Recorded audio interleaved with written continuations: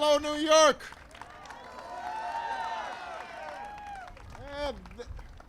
It turned out to be a beautiful day.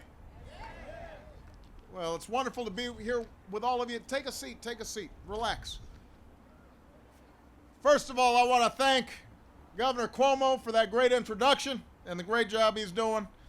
I want to thank Mayor Fixell for having me in Tarrytown. Where's the mayor? Where'd he go? There he is, right there. This is a gorgeous part of the world, and I am lucky to be here, and I'm going to be coming back soon. In 2 weeks, I've got the honor of delivering the commencement at West Point, just a little bit further up.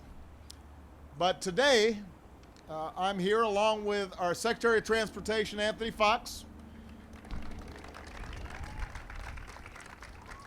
to talk about one of the best ways to create new jobs and spur our economy, and that is to rebuild America's infrastructure. You know, it's been about 5.5 years since the financial crisis that rocked Wall Street and then ultimately spread to Main Street. Thanks to the grit, the determination of the American people, we've been steadily fighting our way back. In just 4 years, our businesses have now created 9.2 million new jobs. Auto industry that was flatlining is now booming. A manufacturing sector that had lost a third of its jobs back in the 90s is adding jobs for the first time. Troops that are fighting 2 wars, they're either home or coming home. Rather than creating jobs in other countries, more and more companies are recognizing it makes good business sense to locate right here in the United States of America with outstanding American workers.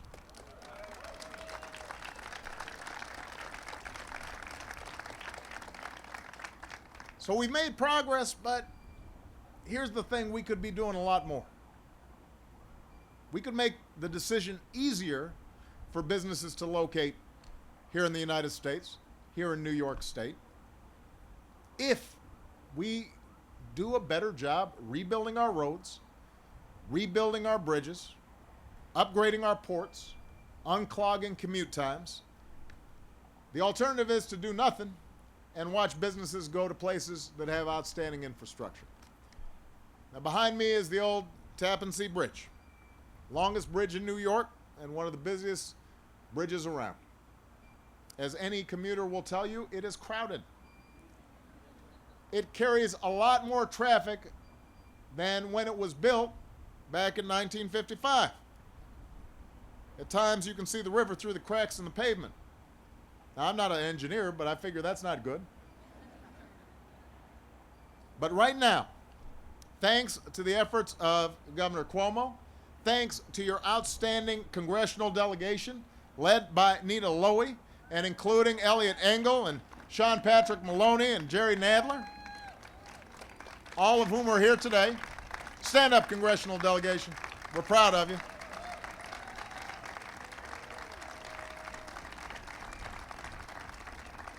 Thanks to their outstanding efforts, workers are building a replacement, the first new bridge in New York in 50 years. It's called the new New York Bridge, which is fine as a name, but for your next bridge, you should come up with something a little more fresh.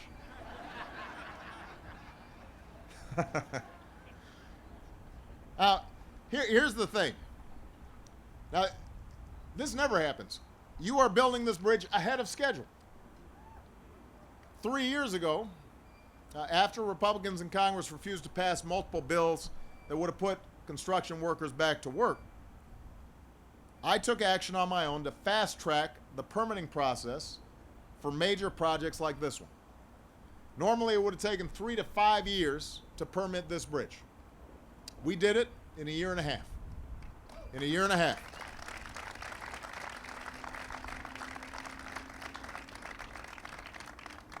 That meant we were creating thousands of jobs faster while doing right by workers and tending to the environment. And vice presidents in Cleveland today at another project that we fast-tracked, a rapid transit station that'll make life easier for a lot of residents there. So today we're releasing a new plan to apply the same strategy to other major projects all across America. We're announcing 11 more projects to accelerate, to get moving faster. From Boston South Station to Pensacola Bay Bridge to new light rail projects north and south of Seattle. We're cutting bureaucratic red tape that stalls good projects from breaking ground.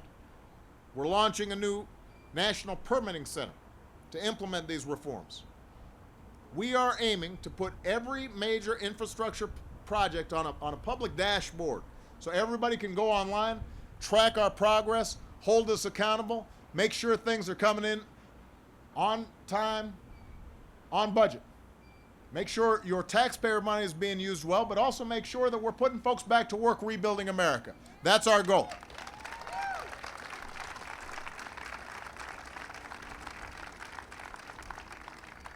Now, all these steps we can do without Congress.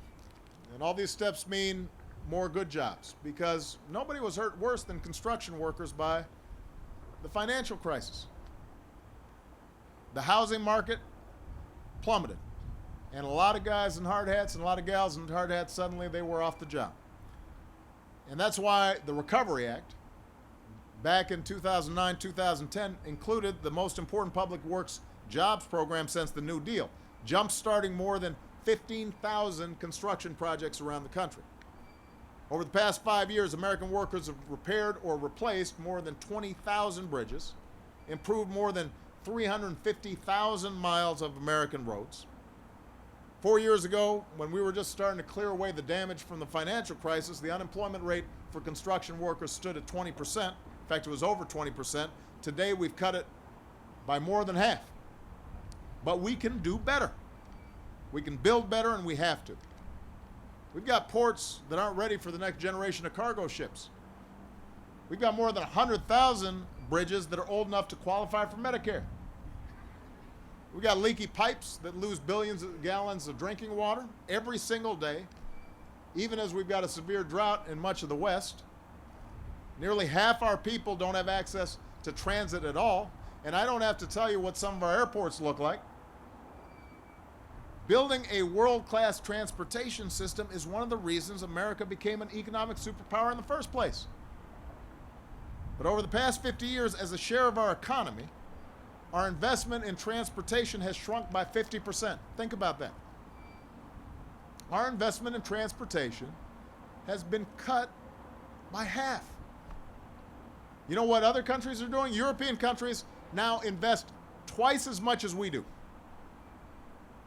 China invests 4 times as much as we do in transportation. One study recently found that over time we've fallen to 19th place when it comes to the quality of our infrastructure. 19th place. I don't know about you, but I don't like America being 19th. I don't like America being second. I want us to be first when it comes to infrastructure around the world, because businesses are going to come where there's good infrastructure to move businesses, move people, move services. We shouldn't watch the top-rated airports and seaports or the fastest rail lines or fastest internet networks get built somewhere else. They need to be built right here in New York, right here in the United States. First-class infrastructure attracts first-class jobs. Business owners don't want a crumbling road or a bridge, because then they can't move out their stuff. And their workers aren't as productive because it's harder for them to get to work.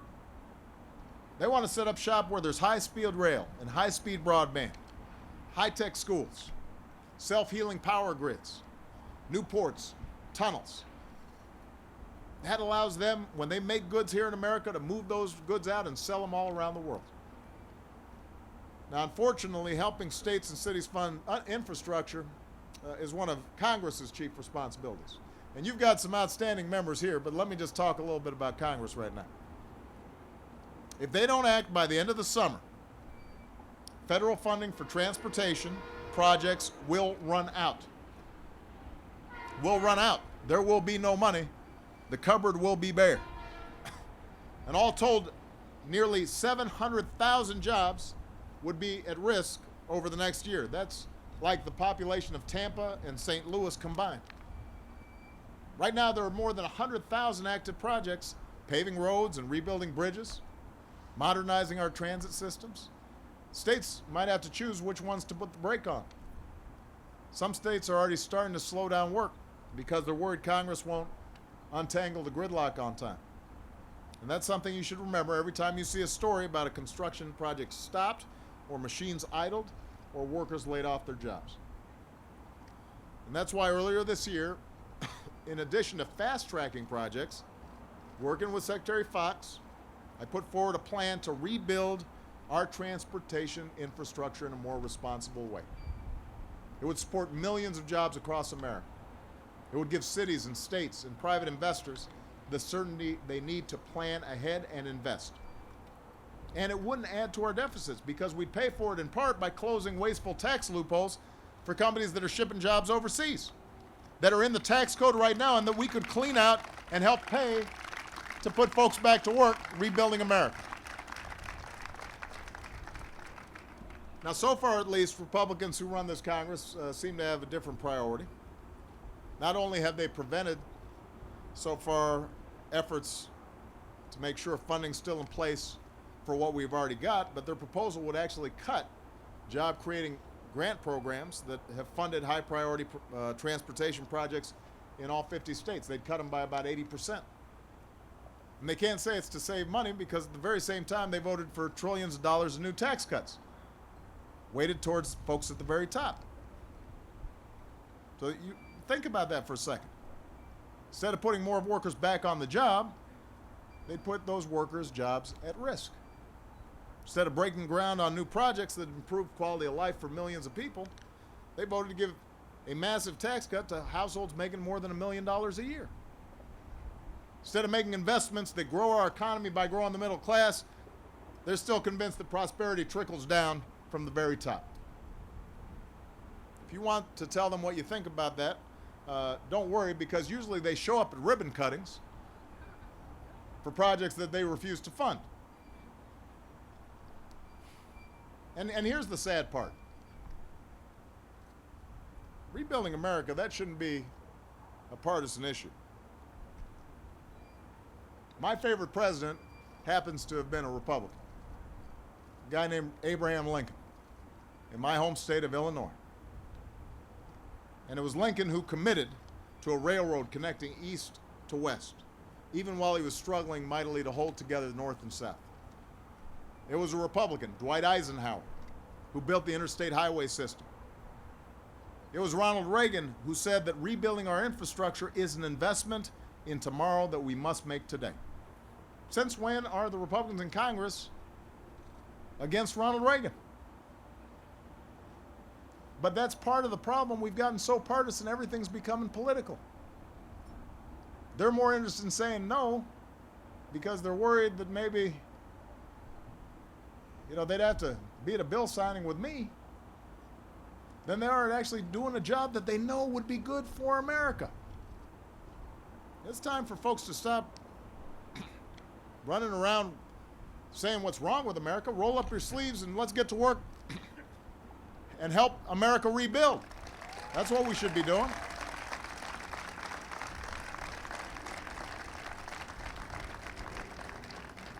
We don't need a can't-do spirit. We need a can-do spirit. That's what Governor Cuomo has, and it sounds like the state legislature was willing to work with him on this. Well, we need the Congress to work with us on these issues. It doesn't mean they're going to agree with us on everything. I guarantee you they will have more than enough to disagree with me about. But let's not fight on something we all know makes sense. After all, we're the people who, in the depths of the Depression, lifted a great bridge in California and laid a great dam down in the Southwest and lifted up rural America. We shrank a sprawling continent when we pounded in that final railroad spike, connected up this amazing country of ours, stretched a network of highways all across America from coast to coast. And then we connected the world with our imaginations and the internet. A great nation does these things. A great nation doesn't say, no, we can't. It says, yes, we can.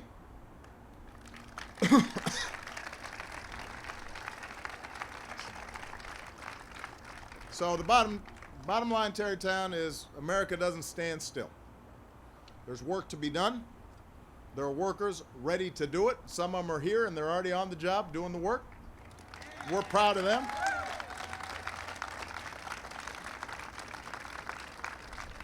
There are people all across this country that are ready and eager to move this country forward. So I'm going to keep on fighting alongside all of you to make sure that we're doing everything we can to rebuild America, not just rebuild one bridge, but I want us to rebuild every bridge. I don't want us to just rebuild one school. I want us to rebuild every school that needs help. I want us to, most of all, most importantly, rebuild an economy where hard work is valued and responsibility is respected and rewarded, and where opportunity is available not just to some, but to every single hard-working American. That's what I'm fighting for. I know that's what you care about. Thank you very much, everybody. Good job, workers. Look forward to seeing this bridge. Thank you very much. God bless you. God bless America.